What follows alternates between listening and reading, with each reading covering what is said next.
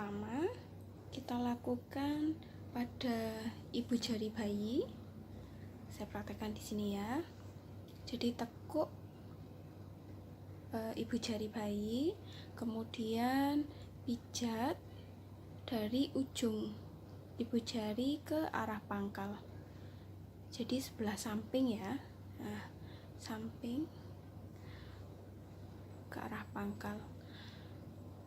Lakukan dengan tekanan yang disesuaikan dengan usia bayi.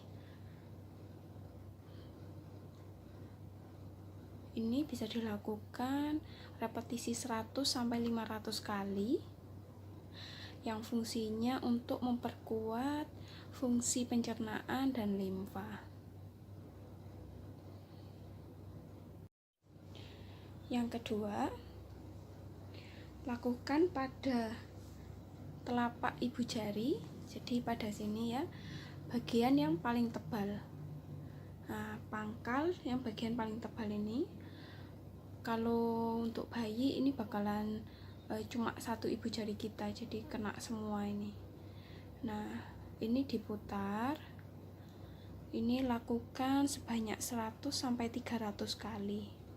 Ini berfungsi untuk melancarkan pencernaan, terutama makanan-makanan yang terakumulasi yang tidak bisa dicerna, khususnya untuk bayi-bayi yang menggunakan susu formula.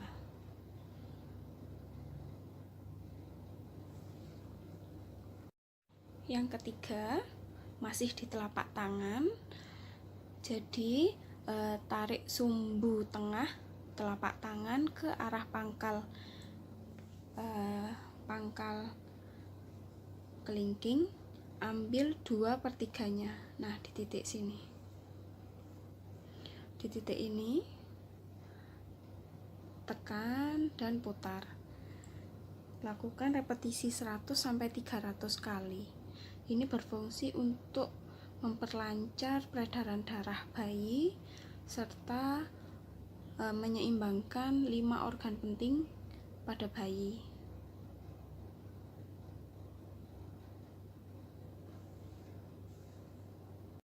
Yang keempat, pada buku-buku, yaitu pada buku-buku paling dekat dengan ini, jadi sini jari telunjuk, jari tengah, jari manis, dan jari kelingking. Nah, ini tekan melingkar masing-masing sebanyak 30-50 kali. Ini 30-50 kali. Dilakukan repetisi untuk semua ini sebanyak 3-5 kali. Ini berfungsi untuk mencegah akumulasi atau stigmasi makanan-makanan yang gagal dicerna atau yang biasanya menumpuk yang belum tercerna. Oke. Gerakan kelima, tepat di atas pusar bayi. Jadi ini pusar di atas ini. Lakukan dengan telapak tangan kita, usap secara halus. Nah, ini melingkar searah jarum jam. Fungsinya dia untuk melancarkan pencernaan bayi. Karena ini pada bagian perut, bisa dilakukan saat bayi sebelum mandi atau pijat rutin setiap hari. Ini juga berfungsi untuk mengurangi bayi yang sedang kolik. Oke. Gerakan keenam. Nah, tepat pada bagian bawah rusuk. Jadi ini payudara bayi ya, biasanya agak bergelambir, bagian bawahnya akan keraba bagian rusuknya. Nah, ini di bagian bawah sini, bagian bawah rusuknya, lakukan pijatan dengan ibu jari. Jadi ini pelan aja ya. ini ke arah samping, ke arah perut samping. Ini bisa dilakukan sebanyak 100 sampai 300 kali. Ini berfungsi untuk memperkuat sistem limpa dan lambung serta melancarkan pencernaan.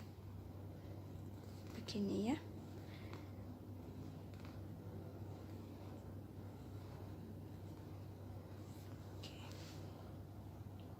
Selanjutnya gerakan ke-7.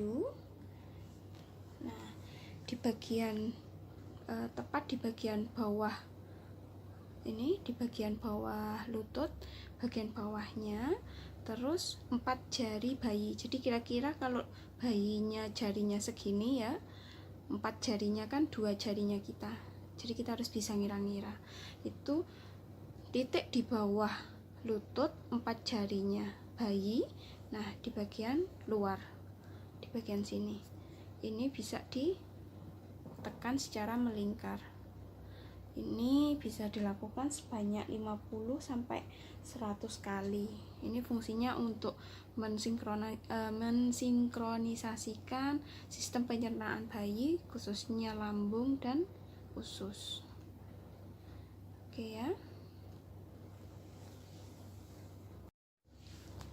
Untuk gerakan ke-8, nah ini ada pada punggung bayi. Jadi setelah bayi dilakukan pijat punggung seperti biasa, untuk gerakan terakhir tambahkan ini. Jadi pada tulang belakang lakukan penitikan atau penekanan, tidak usah terlalu kencang, cukup diraba, tekanan disesuaikan dengan usia, pelan-pelan aja ya.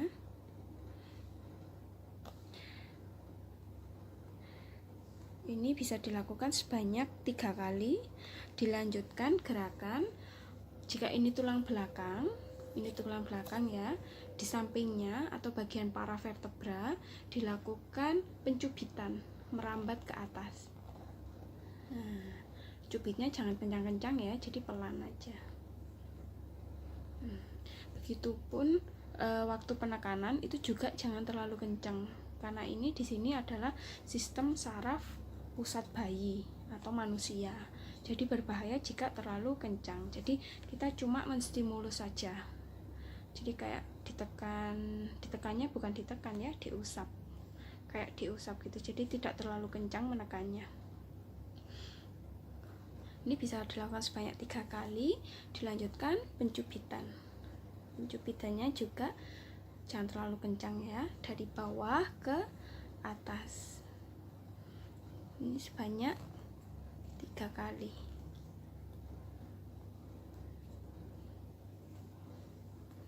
Oke. Gerakan yang terakhir atau yang ke-9, posisikan bayi di lengan kita. Jadi kepala bayi jangan sampai tertutup ya, hidungnya bisa dimiringkan, terus tangan dan kakinya dia menggantung seperti ini. Nah, ini bisa sambil dielus-elus atau dipuk-puk ya. Ini bisa bunda sekalian menyanyi atau berbicara ke bayinya. Ini bisa dilakukan kapanpun, dimanapun. Posisi ini berfungsi untuk menyendawakan bayi atau bayi yang biasa gumoh, itu bisa. Terus merilekskan bayi, menenangkan bayi saat bayi nangis. Terusan dia bisa meredakan kolik, sembelit juga ya, sambil diusap-usap bagian sini kalau lagi sembelit kayak gitu. Terusan juga merilekskan dia badan-badannya.